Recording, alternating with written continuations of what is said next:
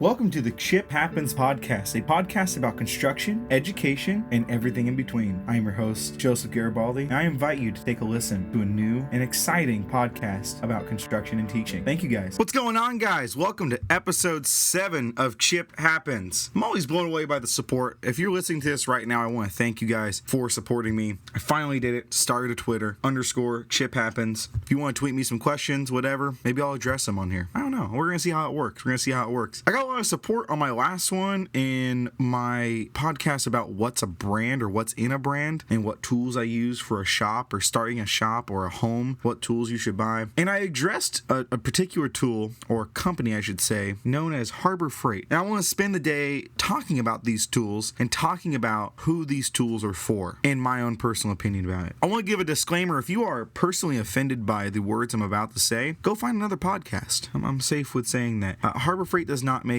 good tools overall. They don't. That's just pure fact. They'll admit it. I do give them credit though. They were bought, or at least I think 40% or 50% owned by Snap-on now, and their tool truck series tools, the Icon series, they're good tools. I've used them. I think they're fantastic. They're expensive. I mean, I guess not as expensive as a Snap-on tool, but they're expensive, but you pay for that quality even at Harbor Freight. So, you can buy a torque wrench for $10 at Harbor Freight and then go around at Harbor Freight and spend $150 buying an Icon series torque wrench. Guess what one's probably going to be better? Yeah, the Icon. But I want to dive into Harbor Freight tools. I use them. I shop there. I know they're not good tools, with the exception of a few that I will give them. I think they've gotten away with a lot of stuff as a company. They've gotten away with a lot of, they're not really broken laws, but they've definitely twisted around some things. And I think they're like the Robin Hood of tool companies. And I'll give you guys some examples here in a minute. But I want to talk about buying tools for students and using Harbor Freight versus Home Depot versus like Snap-on. And we got to be realistic, right? Let's talk about some tools at Harbor Freight that I've personally bought.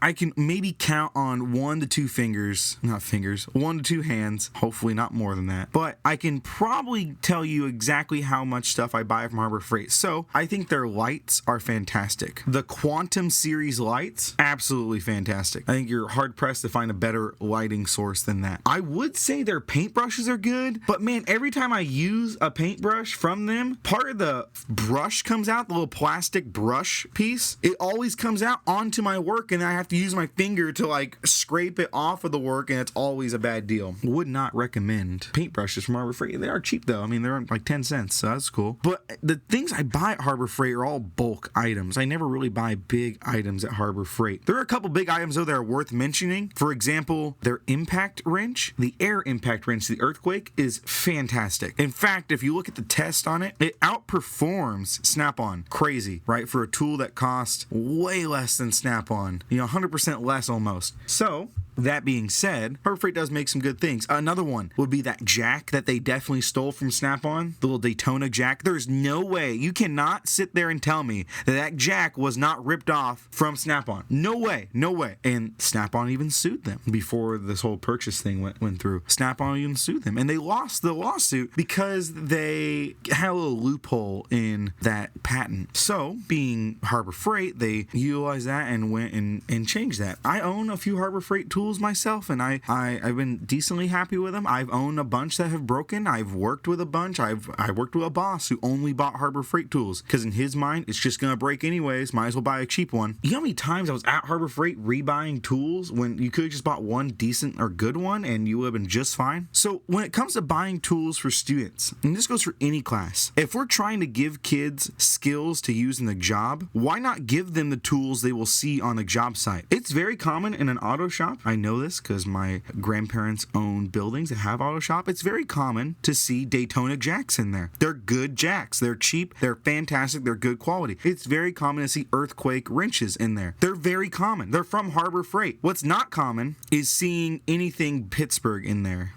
Pittsburgh's that Harbor Freight, the cheapest brand you can get. You could probably buy a set of wrenches for a couple bucks. You don't really see those too much at most auto shops I've been to, right? I see a lot of Snap-on. I see a lot of Mac tools, tools are a whole nother deal. I see a lot of those kinds of tools because they're good quality. They're made at a specific standard that people expect. Would I buy those for students? No, absolutely not. When you're learning, you're really hard on tools. If you don't know exactly what a tool can handle, you're gonna wreck that tool. Doesn't matter if it's a cheap Harbor Freight tool or an expensive Snap-on tool. Here's the deal though. You are more likely to find a Husky wrench, which is the Home Depot brand, than a Harbor Freight wrench at a auto body shop or an auto shop or a farm, right? The way I kind of describe Harbor Freight to people who don't really know what Harbor Freight is it sells single-use tools. Expect 1 or 2 uses out of that tool before it becomes different or off. I'll give you an example. I bought a adjustable wrench, which are horrible anyways. I wouldn't recommend a crescent wrench. I bought a crescent wrench because there was a particular bolt that my regular wrench set couldn't fit. It was kind of corroded and rounded off and just didn't really work too well, so I needed a crescent wrench to really get good equal force on that. So I bought a crescent wrench from Harbor Freight. I'm like, you know what? This is probably the only time I really need a crescent wrench. I have a fantastic set of original Craftsman, not the weird new cheap Craftsman. Got a set of Craftsman, so I'm like, you know what? Maybe I'll just I'll buy some, I'll buy a Harbor Freight one. It was only, I got a coupon for $3. Freaking coupons at Harbor Freight, man. If you're not going to Harbor Freight with coupons, you're doing something wrong. Anyways, I buy this crescent wrench over there. I use it, works fine for the first round. I'm like, you know what? There's other bolts I probably need to actually loosen and get off while I'm at it. 2, 3, it's still working. Okay, 4, 5, wow. About time I get to my 6th bolt, the gear that actually moves the teeth of the crescent wrench completely shot. It has so much wiggle in it, so much play, that it no longer holds the teeth tight against the bolt. So now it slips all the time. That is an inherent problem with crescent wrenches, by the way, but I've never seen it happen after 6 bolts. I mean, some of you may. Some of you be like, nah, I've seen it happen for sure. It's why we don't use it. I actually have an old ag mech teacher call it a Portuguese socket set, and I laughed really hard because I am Portuguese and I have seen crescent wrenches more than anything. If you listen to my grandfather, a good crescent wrench is technically a multi-tool. You got all the sockets you can never want. You have a hammer, and if you just sharpen the tip of it, you got a knife. Very dangerous, don't recommend it. Moving back to students and moving back to cheap versus quality, I think that is the main focus of this podcast, or not this podcast, but this episode, is to talk about cheap versus quality tools. Like I said, I do use Harbor Freight. I'm not knocking them as a company. I do shop there. I do buy things there. I think there are certain things that are really useful. For example, Phillips heads. You can buy a whole 10-pack of Phillips heads for $1 right now. Yeah, $1. You know what you can't buy at Harbor Freight though? Offshoot or going on a side rail on this one. You cannot buy a hex head at Harbor Freight. I was putting in a deck. I was putting in a deck at my parents' house, and I needed a star bit head, I guess, or hex head. It really is the same thing at the end of the day. It was like a number 25, and we went to Harbor Freight, and I couldn't find any there. I was like, what? I can find Phillips and standard galore. I cannot find any star bits. It was stupid. It was dumb. That was probably the worst visit I've ever had to Harbor Freight. But cheap versus quality. What do your students deserve? Well, they deserve quality. They deserve quality that they can handle. Quality for beginners. Harbor Freight isn't a beginner tool. There's a good chance if you're going to Harbor Freight, you've already used the tools that you're buying. You've already used it at least once. That's why you're going to Harbor Freight in the first place, because you know exactly what tool you need to use. You're not going there because you're trying to figure out what tool you need for a job, because you'd probably go to Home Depot or somewhere else. But Harbor Freight, I guarantee you went there because you already know the tool that you need, and you just need it right away for one use. Students have never used tools before. They never have. And when I buy tools for students, I try to buy quality stuff that they would use in the workplace. When I got here, it was all corded tools. They had no cordless tools. So I had an option. I need to move kids out from corded to cordless. I know it's a pain because kids don't typically put batteries back on the charger, and it becomes a little bit of a problem because the price is high, all the batteries don't have the runtime, yada, yada, yada. However, I went with DeWalt. They were very inexpensive, but they were still good quality. I was guaranteed that they were probably going to see a DeWalt tool at some point in their career if they ever decide to go into construction. If not, DeWalt, Milwaukee, Makita all work the same, so giving them that edge. But a corded tool really isn't useful too much. I do give Harbor Freight credit. They are making waves trying to make their cordless tools more competitive with, was it Hercules and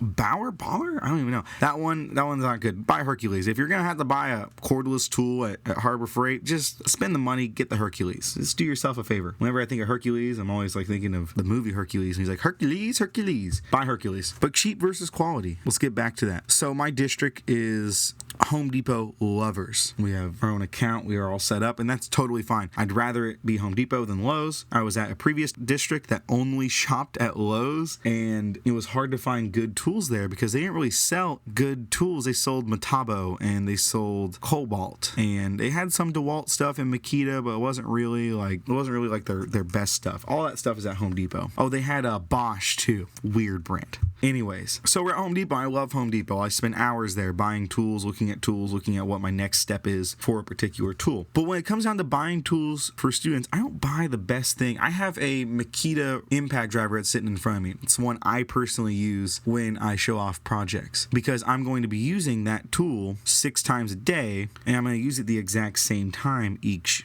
time that I use it. Right? I don't buy high-end tools for students because they don't know how to use the tool in the first place. So I buy starter tools. I call them DIY tools, and if you ever look up best drills on YouTube, they really break it into a couple different categories. There's single use, there's DIY, there's pro, then there's hobbyist. So if we're talking about single use, that's Harbor Freight. And I thought it was kind of funny, Mac Tools, that's a tool truck. They sell a lot of high quality tools, but Mac Tools is trying to create a battery system, and they rank that one at single use. We're not fans of it. Going into DIY, Ryobi took the top spot for DIY. Cobalt was in there too, and even Hercules from Harbor Freight was there. But Ryobi's just, it makes sense to buy Ryobi tools, especially if you are moving into apprenticeship tools. And I guess that's where they kind of broke off. There was DIY, then apprenticeship tools, which is if you are going into the union or the trade, you have to start as an apprentice. I can't even say that word. And then you work your way up, and you would not be looked down on if you had a Ryobi tool. With that being said, you need to know exactly what tools are good quality. You need to know exactly how to use whatever tool you're using. If you're ever starting a shop, especially for students, do not buy Snap-on.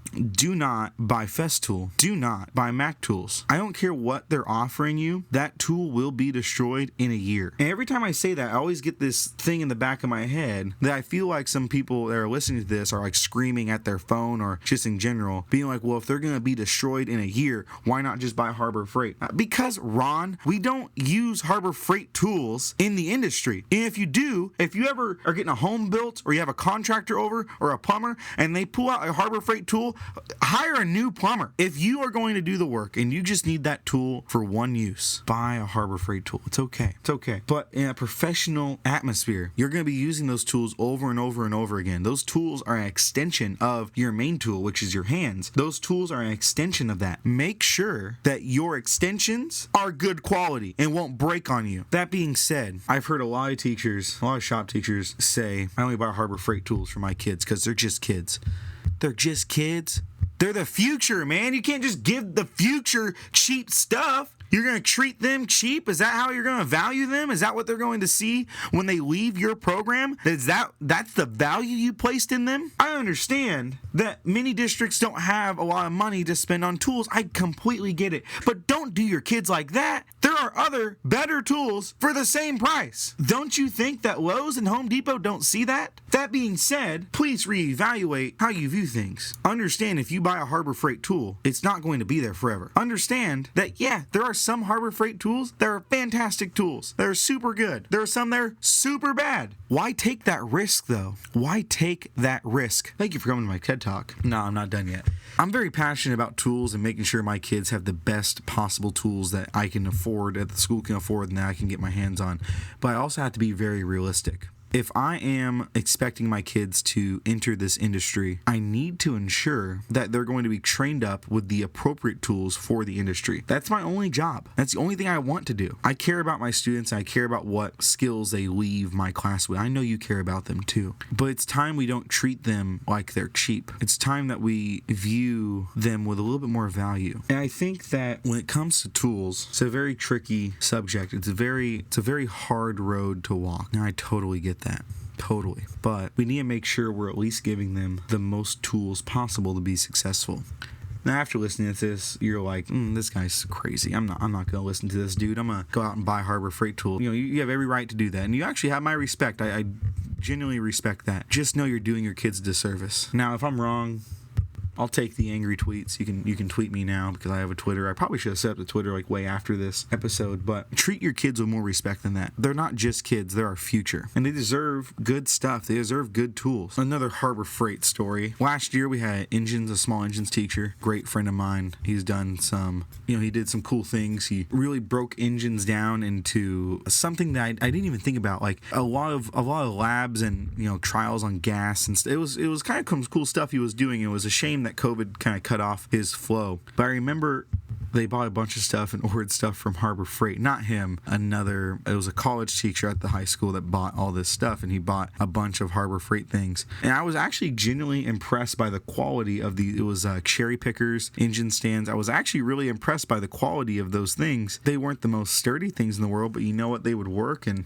they're not going to go through as much wear and tear as like a hand tool would. And so those worked, and it made sense to buy those, right? You don't need a whole huge professional engine stand if you're always going to have one engine mounted on it for its whole life, because it's just breaking down the engine and putting it back together. So the engine stand, that was a fantastic idea. All this stuff that was bought for him, I thought they were good things. And just because they're bought at Harbor Freight doesn't mean they're necessarily bad, but it does mean that kids are getting exposed to tools that they may not use in the workplace. My dad used to work on cars. My stepdad works on cars. My uncles, all that stuff, they all work on cars. And I remember I was talking to one of them, and he was just finished painting his car, and he was using a Harbor Freight pneumatic sprayer. And I looked at him and said, "Really use one of those?" He goes, "Oh yeah." He goes, "It's cheap." He goes, "I buy these for $5. I just throw them away afterwards. They work great for the one use." And it blew my mind. So I didn't think about that. They have those pneumatic like spray guns or paint sprayers. I think they're actually $10, but you might be able to find them on a coupon for way less. But he'll buy a bunch of those and just throw them away after he's done using them, after he's done spraying a car, because it's no use cleaning them out. One, they're so cheap. Two, they work the best the first time, and then they're worse every other time. So he just throws them away. I'm like, okay, well, it's just disposable good for you. But that's kind of his method, and it works for him. And I ain't gonna deny it. If it works for him, then it works for him. That being said, when it comes down to buying tools for students and buying tools for your shop, I guess this kind of completes or wraps up my thoughts. I promise the next episode won't be about tools. Make sure you keep your students in mind. Make sure you would buy tools that you would use. If you're gonna buy a brand that you wouldn't use, you're doing them a disservice. Now, you could love Cobalt. You'd be like, "I only buy Cobalt. I love Cobalt." Great. Buy Cobalts for your kids. If that's what you like, buy them for your kids. Now, I like 4 brands, so I buy a mix of all these brands. My first drill I ever bought was DeWalt. So the drill I bought for my kids are DeWalt's. I recently jumped ship to Makita system.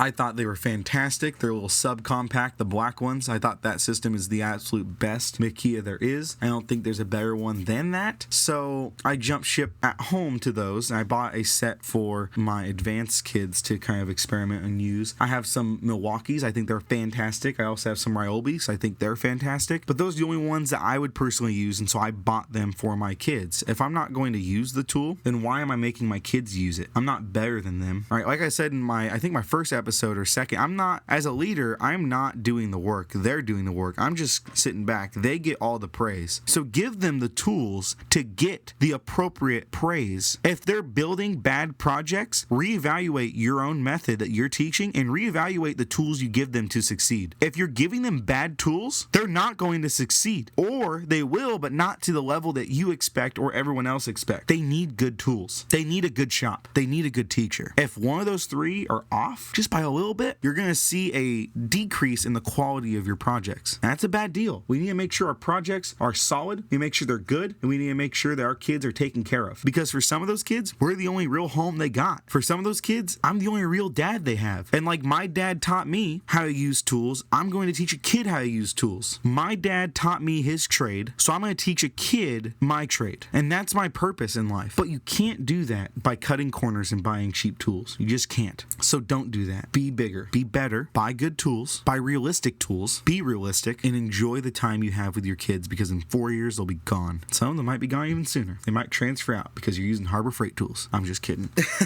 Thank you guys for listening. I really appreciate all the support that I've been given, and I really hope that you guys get something from this. Even if you don't necessarily agree with me, I appreciate you listening. All in all, if you really want to buy Harbor Freight tools, go for it. This is just all my opinion. I don't know one endorses me. I'm not paid for by the Anti-Harbor Freight Corporation. I do shop there myself. So don't think that I hold a disdain to you or that I look down on you completely. I mean, a little bit, but completely. I don't look down on you that much for having Harbor Freight tools. I understand, and hell, I'll even use them with you guys. So don't be too threatened by that just because I really don't have a huge like for Harbor Freight. I think it started when building that deck, my stepdad always shopped at Harbor Freight, but we went to Harbor Freight to buy knee pads and safety equipment. My goodness. Never buy safety equipment from Harbor Freight. My knees were better off without that knee pad than they were with the knee pad. I actually went to Home Depot the next day and just bought a pair of Husky ones, and they're still cheap, but they worked way better than these Harbor Freight ones. So keep that in mind. You guys have a great rest of your day. Please share if you like what you hear, if you like me, if you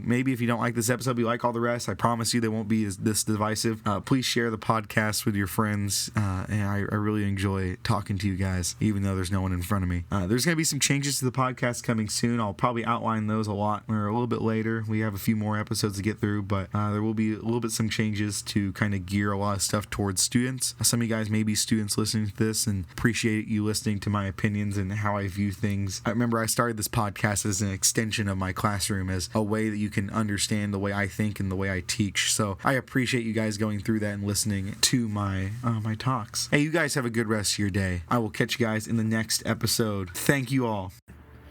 This has been an episode of the Chip Happens podcast. Thank you all for listening, and I will catch you next week with another exciting episode.